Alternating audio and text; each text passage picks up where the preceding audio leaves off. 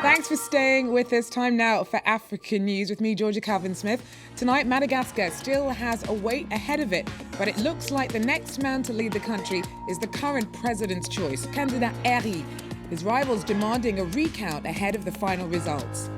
The former Rwandan spy chief, who was found dead in a South African hotel room, reportedly agreed to scrap his security detail. Kigali denies accusations of hunting down defectors. And the last 2 years have been tough for Mali and the thousands of its people who have fled a coup, an uprising and a jihadist invasion. Things are better but still difficult. For thousands who fled, it's time to go home. First up, Madagascar's first presidential election since a 2009 coup has been far from straightforward to date. And with the release of provisional results, it doesn't look like much is likely to change on that front. The Electoral Commission's put the candidate backed by outgoing President Ange Radzwell in the lead. It's given former Finance Minister Candidat Eri 53.5% of the December 20th second round vote. Well, his rival Jean-Louis Robinson's demanded a recount. Our Gael Borgia brings us more on the country as it waits for an official victor. Now that we have the preliminary results of the Electoral Commission, we are waiting for the final permanent results of the Special Electoral Court. There is a lot at stake now. Robinson Jean-Louis' team submitted several complaints to the Special Electoral Court. They denounced massive frauds and subjectivity of the media and the Electoral Commission. According to Jean-Louis' team, he won with 52.8% of the vote, and Eradon Pianana got 47.13% of the vote, according to their own figures. Now they are determined to reverse the figures and to denounce all the irregularities. The Special Electoral Court has now 2 weeks to examine all the complaints and to make its final decision. But the name of the final winner is unlikely to change, and it seems now that the future president of Madagascar is about to be Eradon Pianana, the candidate backed by the current regime. The Rwandan opposition claims that South African police are chasing a suspect as part of an investigation into the death of an exiled former spy master whose apparently strangled body was found in a Johannesburg hotel room this week. The opposition accuses the Rwandan government of having ordered the death of Patrick Karegeya and says that a suspect in his killing is a Rwandan man who may have been the last person to be seen with him.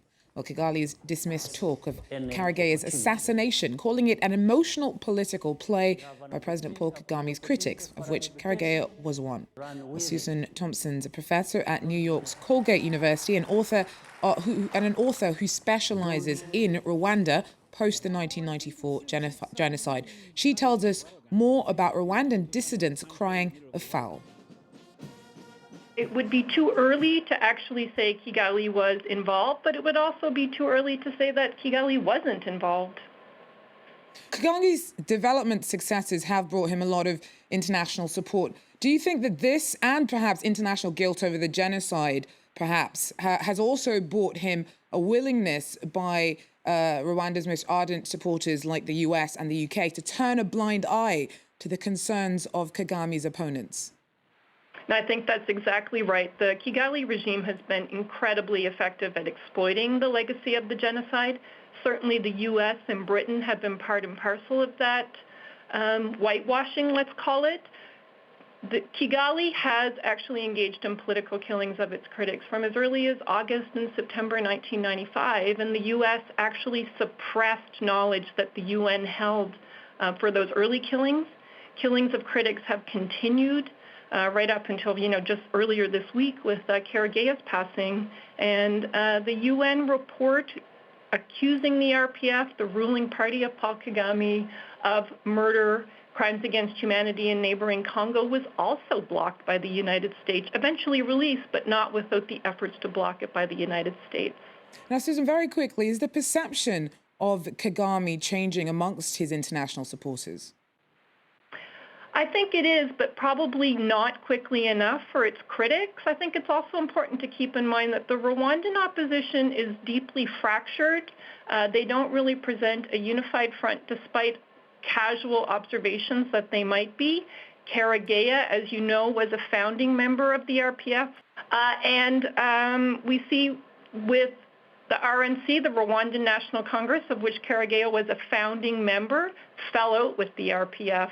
We also see the opposition actually asking for much the same as the RPF. So I wouldn't be surprised if the U.S., Britain, other domestic donors and foreign investors in Rwanda don't change their stance vis-a-vis Kigali. Susan Thompson there from New York. Now, the chaos that followed Mali's 2012 coup saw hundreds of thousands of people flee into neighbouring Burkina Faso, Mauritania and Niger. While security remains a concern in Mali, nearly a year after France's military intervention against a jihadist invasion in the north, refugees from the violence are now starting to risk a return. Kethavan Gorgistani tells us more. Packing up and heading back home. After living in this camp in northern Niger for a year and a half, Amadou Abdourahmane and his family are eager to return to Mali. The first thing I'll try to do is see my mother, my uncles, and all the relatives I left behind. And then I want to go back to my house. I fled the war and came to Niger, but now peace has returned to our homeland, and I want to see my family again. Though the security situation in the country has considerably improved, aid organizations say it is not stable enough to promote a large-scale return process. The UN does, however, help those who decide to make the move, providing them with travel documents and some cash. Based on the information we give him and the information he receives from his family back home, the head of the family decides to stay or to go back. If they decide to go back, we will give them the means to move their tents, their belongings, and their families back to their homes. About 5,000 refugees have decided to set off for the journey across the border in hopes of rebuilding their lives. But peace is fragile. About 2,000 French troops are still in northern Mali, where Islamist militants regularly carry out attacks.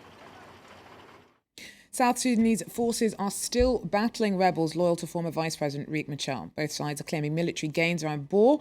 At least 1,000 people have died as unrest that began last month has deepened along ethnic lines, with fighters from Machar's Nuer tribe clashing with the Dinka of President Salva Kiir. While the US has today evacuated more of its nationals, and hopes of a ceasefire now seem ever more remote. In the Ethiopian capital, regionally mediated peace talks made slow progress on Friday as delegates from both sides met with negotiators, but not each other. Aaron Masho is in Addis Ababa and tells us that getting the two sides around the same table is turning out to be a pretty drawn-out process. These talks, as you've mentioned, they were actually supposed to start yesterday. They were delayed because of a delay in the arrival of half of the government's delegation. They finally arrived yesterday, and what they've been doing from yesterday onwards and the whole of today was hold separate talks or proxy talks with the mediators. The rebels have done the same as well, and what we've just been told is that these proxy talks have finally concluded, and mediators hope that they will finally launch face-to-face discussions tomorrow, the face-to-face discussions being the make-or-break round of these negotiations. With nearly 1 million people uprooted and at least 1,000 killed in the most recent bout of clashes, there appears to be no end in sight to the escalating violence in Central African Republic, while our teams witnessed the chaos and panic suffered by civilians firsthand. Many Christians accuse the former Seleka rebels of shooting civilians. In the market there, they killed him the day before yesterday. The child was only 15 years old. We are fed up. They're killing people like animals. In Bangui, nearly every day and every night, you can hear gunfire. Hundreds of thousands of people have already fled their homes as they fear for their lives. So the challenges continue to mount since the rebel takeover last year. And you could see the full-length report set by our team this Saturday, 8:45 p.m. Paris time here on France 24. Well, that wraps up African News for me for today and for this week. Join us again on Monday. Take care.